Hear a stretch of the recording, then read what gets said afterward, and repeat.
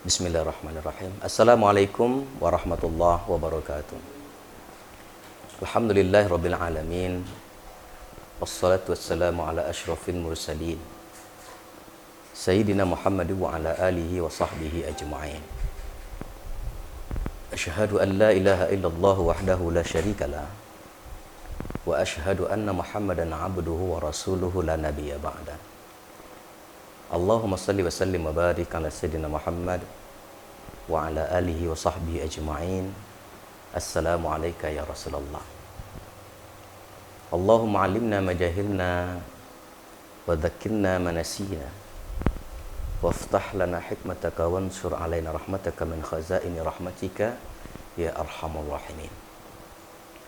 Kaum muslimin, para pemirsa, semoga kita semuanya senantiasa dirahmati oleh Allah Subhanahu wa taala.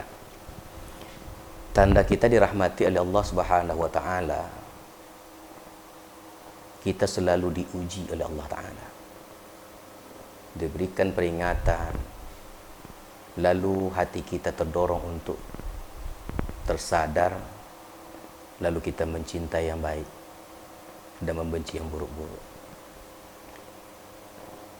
Oleh karena itu, mari kita bersyukur kepada Allah. Syukur dalam makna yang sangat luas. Berupaya kita segenap jiwa dan raga kita memanfaatkan yang Allah Subhanahu wa taala telah sediakan untuk kita supaya menjadi fasilitas ibadah. Maka sebaik-baik syukur adalah ketika segala apa yang Allah Subhanahu wa taala sediakan bermanfaat untuk kita jadikan sebagai wasilah beribadah kepada Allah Subhanahu wa taala. Salawat dan salam kita perbanyak ucapkan kepada Rasulullah sallallahu alaihi wasallam. Allahumma salli ala sayyidina Muhammad wa ala alihi wa sahbihi ajma'in. Assalamu alayka ya Rasulullah. Dua ibadah yang ringan tetapi faedah yang sangat luar biasa. Yaitu pertama, kita berucap salawat kepada Rasulullah dan berkirim salam. Baik di dalam salat atau di luar salat, kita senantiasa memperbanyak ibadah ini, mengucapkan salawat kepada Rasulullah dan berkirim salam kepada Rasulullah sallallahu alaihi wasallam. Mudah-mudahan dengan senantiasa kita untuk mengucapkan salawat dan berkirim salam ini menjadi salah satu sebab kita untuk mendapatkan syafaat dari Rasulullah sallallahu alaihi wasallam. Kaum muslimin rahmati Allah Subhanahu wa taala. Pada kesempatan yang mulia ini, saya ingin membahas salah satu pembahasan dalam kitab Ihya Ulumuddin karangan Imam Abu Hamid Al-Ghazali. Kitab Ihya Ulumuddin ini termasuk kitab yang sangat populer sekali dan sangat dikenali oleh semua kalangan. Terkenal kitab ini sebenarnya adalah, di samping dia kitab fikih, dia juga adalah sesungguhnya ada muatan-muatan tasawuf di dalamnya. Jadi bisa dikatakan kitab Ihya Ulumuddin adalah kitab fikih tasawuf. Kalau kita perhatikan, dalam Islam ada 3 hal yang tidak pernah dilepaskan. Antara 3 ini, satu dengan yang lainnya saling berketerkaitan. Yang pertama adalah akidah. Ini adalah urusan hati. Yang kedua adalah syariah. Ini adalah amal. Dan yang ketiga adalah akhlak. Ini adalah estetika daripada amal yang kita laksanakan yang berlandaskan kepada akidah tadi itu. Maka dalam kitab Ihya Ulumuddin ini, 3 aspek ini beliau ramu dalam satu kesatuan yang sangat utuh, rapi, dan sangat luar biasa cantik kalau kita bahas secara detail. Maka kesempatan yang mulia ini saya ingin membahas salah satu daripada pembahasan dalam kitab Ihya Ulumuddin itu, yaitu kalau kita perhatikan sistematika daripada kitab-kitab yang dikarang oleh para ulama, kitab-kitab fikih pada umumnya, selalu mengawali pembahasannya pada kitab Bab Taharah. Maka kita juga akan membahas di sini salah satu pembahasan dalam kitab Ihya Ulumuddin adalah kitab Asrarut Taharah, yaitu pembahasan tentang Asrarut Taharah, rahasia yang terkandung di dalam ibadah taharah. Taharah ini ibadah. Bahasa kitanya adalah bersuci. Maka kalau kita periksa dari sekian banyak syariat Islam, maka masing-masing aturan syariat Islam itu mensyaratkan sah atau tidaknya syariat itu adalah dengan terpenuhinya ibadah taharahnya, suci. Kita contohkan misalnya disyariatkan salat. Syarat untuk sahnya salat itu adalah taharah. Begitu juga ketika disyariatkannya puasa. Puasa bisa diterima kalau pelakunya suci. Maka seseorang kalau dia dalam kondisi tidak dalam keadaan suci, maka puasanya tidak bisa diterima. Kemudian ibadah haji, ibadah umroh, bahkan seperti misalnya kita beribadah membaca Al-Quran. Membaca Al-Quran itu syaratkan adalah suci. Tidak boleh kita menyentuh Al-Quran kecuali dalam keadaan suci. Jangankan menyentuh, membacanya saja. Bagi orang yang dalam keadaan tidak suci karena berhadas besar, maka tidak dibenarkan dia membaca Al-Quran. Begitu juga misalnya dalam amal sehari-hari kita. Misalnya kita menempati atau memasuki tempat ibadah, misalnya rumah Allah, memasuki masjid, itu disyariatkan suci terlebih dahulu.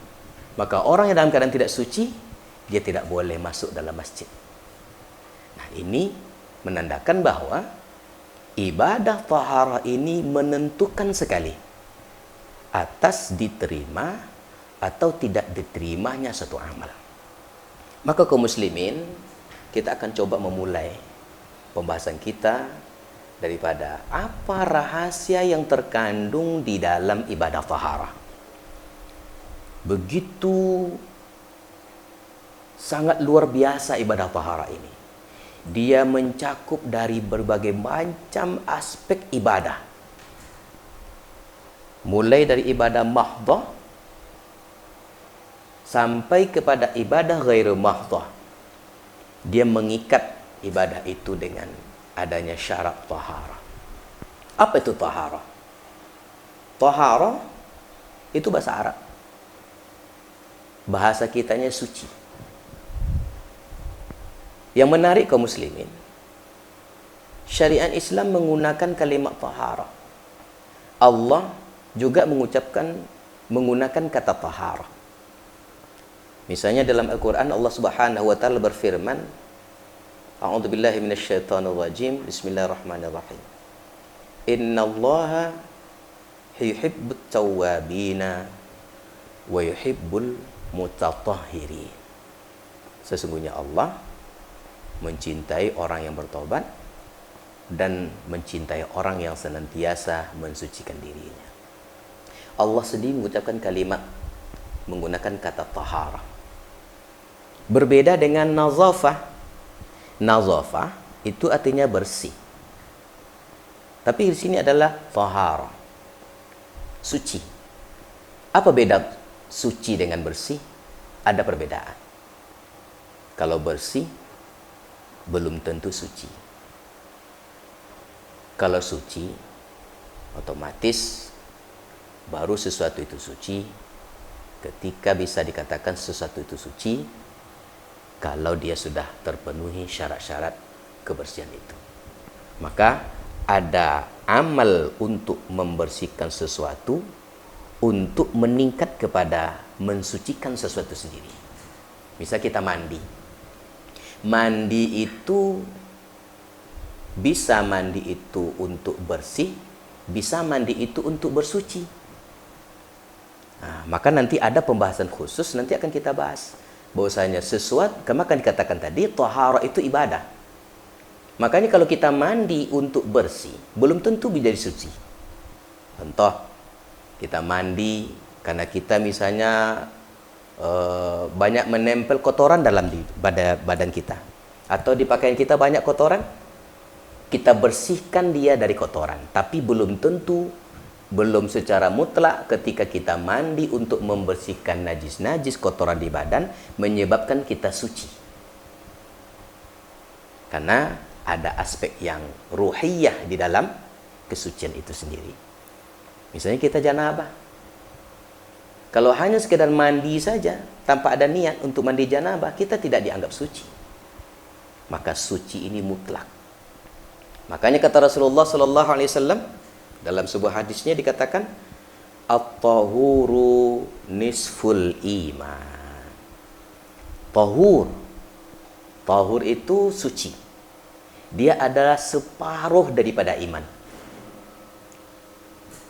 Maka dikatakan bahwa kesucian ini adalah sesuatu ibadah yang sangat luar biasa. Maka kita sangat menarik kalau kita bahas ini, bahwasanya kalau kita perhatikan dari sekian banyak ibadah kita lakukan, kita tidak boleh lepas daripada satu ibadah yang dalam ibadah itu sendiri mesti dia ada ibadah itu, yaitu suci. Kaum muslimin rahmati Allah Subhanahu wa taala. Maka Imam Al-Ghazali dalam kitab ini membahas tentang bahwasanya at-tahara, bersuci itu di dalamnya ada 4 tingkatan. Ada 4 tingkatan suci. Yang pertama, tingkatan tahara yang dibahas oleh Imam Al-Ghazali dalam kitab. Maka tangan itu ketika itu sedang kotor, maka bersihkan tangan itu dari apa? Dari tindakan yang mengotori diri. Anggota badan baru tangan ini. Tanda tangan menyebabkan hilang hak orang lain atau menyebabkan seseorang itu cedera. Apalagi dosa. Dosa mencuri. Dosa mengambil yang tidak hak. Ini anggota badan tangan. Begitu juga dengan mata. Mata anggota badan. Mesti kita sucikan anggota badan mata kita ini dari dosa. Bagaimana caranya? Jaga pandang. Tak boleh memandang sesuatu yang tak patut dipandang. Maka suatu ketika Rasulullah menasihati Ali bin Abi Thalib. Apa kata Rasulullah? Ya Ali, la tutbi'in nazratan nazrata, fa inna lakal ula wa laysat lakas saniyah. Wahai Ali, kalau ada terpandang olehmu sesuatu yang tak patut dipandang, la tusbi'in nazratan nazrata, jangan diikutkan berikut tandangan berikutnya. Terpandang oleh kita sesuatu aurat misalnya, maka jangan diteruskan pandangan. Terpandang itu fa innalakal ula, yang terpandang itu untukmu, tapi jangan diteruskan. Walaysat lakasania, ketika terpandang oleh kita, astagfirullahalazim, lalu kita penasaran, mengulang kembali. Nah, mengulang kembali untuk melihat sesuatu yang tak patut dipandang tadi itu sudah mendekatakan kita sedang mengotori pandangan mata. Maka mata kita, anggota badan mata kita ini menjadi berdosa. Begitu juga dengan lisan, begitu juga dengan telinga, begitu dengan kaki, anggota badan kita. Mulai dari ujung rambut sampai ujung kaki bisa menyebabkan dosa. Kaum muslimin rahmati Allah. Makanya wanita paling banyak dominan melakukan dosa dari anggota badan ini. Makanya disyariatkan oleh Islam. Ketika wanita, kata Rasulullah, idza balagatil mahid, kalau wanita sudah sampai usia haid, dia dewasa, indikator wanita dewasa adalah haid, maka kata Rasulullah tak boleh kelihatan di anggota badannya kecuali 2 saja, mukanya dan telapak tangan. Lain daripada itu, kalau kelihatan, maka dia sedang melakukan tindakan yang mengotori anggota badannya dengan dosa. Misal kelihatan rambutnya, rambut itu aurat, atau lehernya, leher aurat, atau pergelangan tangannya itu aurat, atau kakinya, betisnya. Oh maaf, bahkan ada anggota-anggota badan yang vulgar diperlihatkan, maka ini menyebabkan seseorang itu berdosa. Kaum muslimin, maka ini disebut dengan tathhirul jawarih, anggota badan suci dari apa? anil jaraim, tindakan-tindakan yang merugikan orang lain. Oke. Kaum muslimin rahmati Allah Subhanahu wa taala. Termasuk juga dalam upaya mensucikan anggota badan kita. Hasil yang didapatkan daripada usaha misalnya. Misalnya kita berusaha, bekerja. Bekerja itu menghasilkan harta. Maka pekerjaan itu juga mesti suci. Suci pekerjaan, maka hasilnya juga harus suci. Cara bekerja diatur oleh Islam. Kalau berdagang misalnya, ada 2 hukum yang harus dijaga. Dalam Al-Quran konsepnya apa? Yang pertama adalah kalau kita menakar, maka takaran nggak boleh dicurangkan. Atau ketika melakukan timbangan nggak boleh curangkan. Maka ini namanya apa? Upaya supaya usaha itu menjadi usaha yang suci. Lalu ketika mendapatkan keuntungan kita dapat mesti sucikan lagi. Kalau sudah sampai haul dan nisab, maka ada kewajiban zakat. Kewajiban zakat dari usaha kita tadi itu dalam rangka apa? Mensucikan harta dari hak orang lain yang dilekatkan oleh Allah Subhanahu wa taala. Kalaupun kita tidak sampai haul dan nisab, tetapi ada ibadah harta yang lainnya, ada infak, ada sedekah, ada hibah, hadiah sebagainya, dalam rangka apa? Membersihkan atau mensucikan harta kita dari hak orang lain. Maka kata Allah Ta'ala, wa fi amwalihim, pada harta mereka itu hakkum maklum, ada hak yang maklum bagi siapa? Nah, ini hati-hati ini. Lisaili wal mahrum, bagi orang yang terang-terangan meminta haknya kepada kita. Maka boleh jadi orang yang meminta-minta kepada kita itu karena dia butuh, itu sesungguhnya adalah dia sedang meminta hak dia kepada kita. Hak dia ada pada kita, maka kita nggak boleh menolak. Wal mahrum, dan orang yang dia malu meminta pada dia butuh. Nah, ini yang kita takutkan. Kita rasanya sudah rasa kita miliki semuanya, tapi sesungguhnya ternyata apa? Ada orang yang membutuhkan dari harta itu, kita tahan hak mereka. Maka seketika itu kita sedang apa? Sedang mengotori usaha kita itu dengan menahan orang lain, hak orang lain yang melekat pada harta yang ada pada kita. Maka anggota badan. Maka ketika kita berinfak, ada upaya, ada amal, ada kasab, ada fi'il. Untuk apa? Untuk kita berbagi, untuk kita berberi pada siapa? Orang yang sesungguhnya pada diri kita atau pada harta kita ada hak mereka yang harus kita tunaikan. Kaum muslimin rahmati Allah Subhanahu wa taala, yang ketiga, tathhirul qalb, mensucikan hati. Nah, 2 yang pertama tadi adalah bagian yang luar. Nah, sekarang masuk kepada yang dalam. Ini dikatakan bahwasanya ini akhlak sebenarnya. Ini akhlak. Yaitu mensucikan hati anil akhlaqil madmumah. Mensucikan hati dari akhlak-akhlak yang tercela, warrazail, dan akhlak-akhlak yang buruk. Akhlak-akhlak yang jahat. Jadi tak cukup kita membersihkan zahir kita, tak cukup membersihkan badan kita, tapi apa? Di samping kita membersihkan, mensucikan zahir kita, kita juga apa? Membersihkan hati. Dari apa? Dari akhlak yang tidak berguna. Penggantinya apa? Maka kita isi hati kita itu, membersihkan hati itu kita isi dengan akhlak-akhlak yang mahmudah, akhlak-akhlak yang mulia. Akhlak tercela misalnya kita bersihkan apa? Jangan iri, hasad, jangan dendam. Itu adalah akhlak tercela. Maka kita bersihkan hati. Kita nggak boleh riya, kita nggak boleh sombong, takabur, kita nggak boleh sum'ah, kita tidak boleh ujub dan sebagainya. Akhlak-akhlak tercela kita bersihkan hati. Maka adanya jaga hati, tazkiyatun nafs, membersihkan hati kita, jiwa kita dari akhlak-akhlak yang akan merugikan diri kita sendiri. Oleh karena itu kaum muslimin rahmati Allah, membersihkan hati sangat penting. Karena betapa banyak orang dia amalnya baik, tetapi ternyata apa? Ketika hatinya tidak bersih, Allah tidak terima amalnya. Apa penyebabnya? Gara-gara hatinya kotor. Sekecil apapun yang mengotori hati, bisa-bisa kata Rasulullah seseorang yang amalnya ternyata sesungguhnya kalau kita hitung-hitung itu adalah amalan yang dia itu bisa menyebabkan masuk surga. Amalannya itu adalah mengandung pahala untuk bisa masuk surga. Tetapi apa kata Rasulullah? Batal masuk surga gara-gara apa? Hati kotor. La yadkhulul jannah, kata Rasulullah. Tak jadi masuk surga seseorang. Mangkana, siapa yang hatinya, dalam hatinya ada sebiji zarrah kesombongan. Bayangkan kaum muslimin. Hanya sebiji zarrah kesombongan.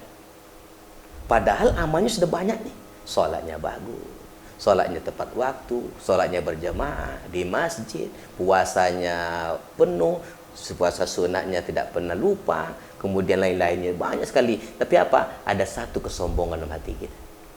Kalau ada satu kesombongan sebiji zarrah saja, berarti apa? Hatinya kotor, menyebabkan apa? Nggak jadi masuk surga. Astagfirullahaladzim, auzubillah min dzalik, subhanallah. Oleh karena itu, kita nggak boleh cukup hanya sekedar berpuas diri untuk yang zahir-zahir. Oh, si Anu bagus tampilannya. Dia kemana-mana pakai baju koko, pakai sorban, pakai gamis, pakai peci haji, bawa tasbih ke mana-mana, baca Qur'annya tidak pernah tinggal. Hati-hati. Kalau ada riyah, kalau ada sombong, kalau ada dengki, kalau ada sifat-sifat mazmumah dalam dirinya, hatinya, maka amal itu sia-sia. Kaum muslimin rahmati Allah Subhanahu wa taala. Oleh karena itu, ini hati. Hati sangat penting. Maka kalau kita sudah selesai urusan zahir kita, masuk sekarang apa? Urusannya adalah membersihkan yang batin. Membersihkan yang batin artinya apa? Jangan sampai ada bersarang dalam batin kita sifat-sifat yang tercela. Tapi mestinya apa? Yang berisi dalam hati kita adalah sifat-sifat mulia. Apa dia? Penyayang, sabar, syukur, pemaaf, dan sebagainya. Maka orang yang mulia di sisi Allah Subhanahu wa taala bukan karena fisik, bukan karena tampilan, tetapi apa? Karena hatinya. Boleh jadi tampilan orang sangat luar biasa, kita terkecoh dengan penampilan seseorang. Tetapi ternyata Allah tak bisa dikecoh. Oh, dia nampak soleh tampilannya, tapi hatinya adalah jahat, Allah tak terima. Hatinya penuh dendam, Allah tidak terima. Maka hati harus dibersihkan. Dan yang terakhir, tathhirus sir amma siwallahi ta'ala. Yang lebih dalam daripada hati, sir. Dari apa? Amma siwallah ta'ala. Bersihkan hati. Bersihkan yang dalam daripada hati itu. Apa dia? Jangan sampai kita mengedepankan sesuatu makhluk melebihi daripada Allah Subhanahu wa taala. Ini yang sangat berat. Ini adalah amalan-amalan yang paling tinggi. Kalau kita sudah mampu untuk melakukan ini, maka di sini kita sudah sampai predikat kepada yang dikatakan Allah Subhanahu wa taala, ya ayyatuhan nafsul mutmainnah, irji'i ila rabbiki radiyatan mardiyah, fadkhuli fi ibadi wadkhuli jannati. Ini adalah puncak daripada segala sesuatu ibadah. Kita contohkan satu ibadah yang kita bisa masukkan 4 tingkatan suci ini. Bisa kita rasakan nanti. Misalnya kita sholat. Tadi kita sholat, katakan sebelum sholat kita suci dulu. Suci badan, suci pakaian, suci tempat. Oke, itu minimal. Yang kedua, sucikan anggota badan. Mana suci anggota badan kita? Badan yang sholat itu mesti suci dari tindakan-tindakan yang berbuat dosa. Apa contoh? Ini badan ini. Misal kita sholat berjamaah. Berdosa badan ketika kita menyentuh saudara kita, ternyata saudara kita tidak senang dengan sentuhan kita itu. Itu contoh. Kenapa apa? Kita sendiri menyebabkan orang tak nyaman. Maaf, kenapa Rasulullah menyuruh ketika kita untuk pergi berjamaah itu mesti berwangi-wangi? Ternyata bau badan kita mengganggu saudara kita sebelah, kita ingin sholat. Badan kita ternyata menunjukkan dosa kepada orang lain. Gondok dalam hati seorang dalam sholat. Ini dalam sholat. Yang ketiga, hati. Hati kita riak dalam sholat. Bagaimana mungkin kita menghadap Allah sementara hati kita tidak ikhlas karena Allah Ta'ala? Bagaimana sholat kita itu kan suci? Anggota badan kita sudahlah tadi kotor, tak sempurna. Anggota badan kita sudah melakukan tindakan yang menunjukkan kita tidak sempurna di mata Allah Ta'ala. Ditambahlah lagi hati tidak menghadirkan Allah. Ini yang terakhir, menghadirkan Allah di dalam sholat. Ini disebut dengan tazkiyah nafs, disebut dengan tathhirus sir amma siwallah ta'ala. Maka ketika salat itu, ketika kita mulai dari takbiratul ihram, kita buang jauh-jauh sifat-sifat, kita buang jauh-jauh kodrat-kodrat, kita buang jauh-jauh segala sesuatu yang tidak berkenaan dengan Allah Ta'ala.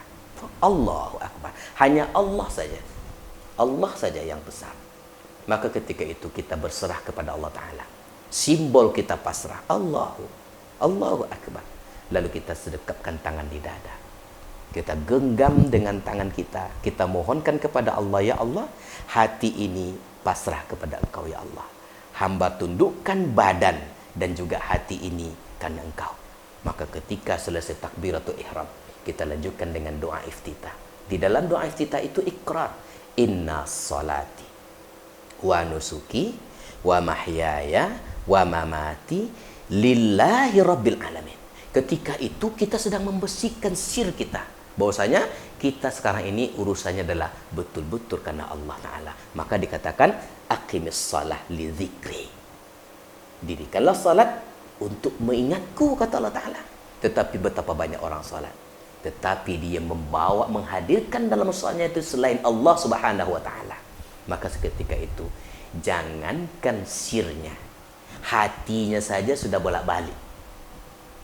Hatinya sudah bolak-balik.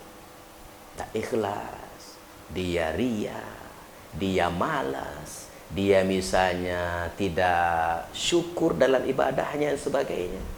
Nah, inilah kaum muslimin rahmati Allah SWT. 4 tingkatan suci yang kalau kita kaitkan dalam seluruh aspek kehidupan kita, keempat-empatnya itu harus terbawa. Keempat-empat mesti ada. Kalaulah 4 ini tidak include di dalam ibadah suci kita itu, maka disinilah ibadah kita itu banyak yang akan dipertanyakan oleh Allah Subhanahu wa Ta'ala. Ingat dalam Quran Allah sebutkan, ma salakakum fi saqar, kata Allah Ta'ala. Apa penyebab kamu masuk neraka saqar? Apa jawaban hamba ketika qalu lam naku minal musallin. Kami dulu belum betul-betul salat. Kenapa? Wailul lil musallin. Celaka bagi orang salat. Dia salat tapi celaka, bayangkan itu. Kenapa? Dia tidak menghadirkan Allah dalam salatnya. Kenapa? Sahun, lalai. Yura'un, ya kan? Ria. Yamna'unal ma'un. Dan lain sebagainya. Maka oleh karena itu kaum muslimin rahmati Allah SWT, itu baru contoh salat. Belum lagi yang lainnya. Kalau kita contohkan 4 tingkatan suci ini, itu bisa terpasang untuk seluruh aspek ibadah kita. Makanya dikatakan bahwasanya dari sekian banyak syariat Islam, suci adalah syarat mutlak sesuatu itu bisa diterima oleh Allah Subhanahu wa Ta'ala. Oleh karena itu, mari kita jaga.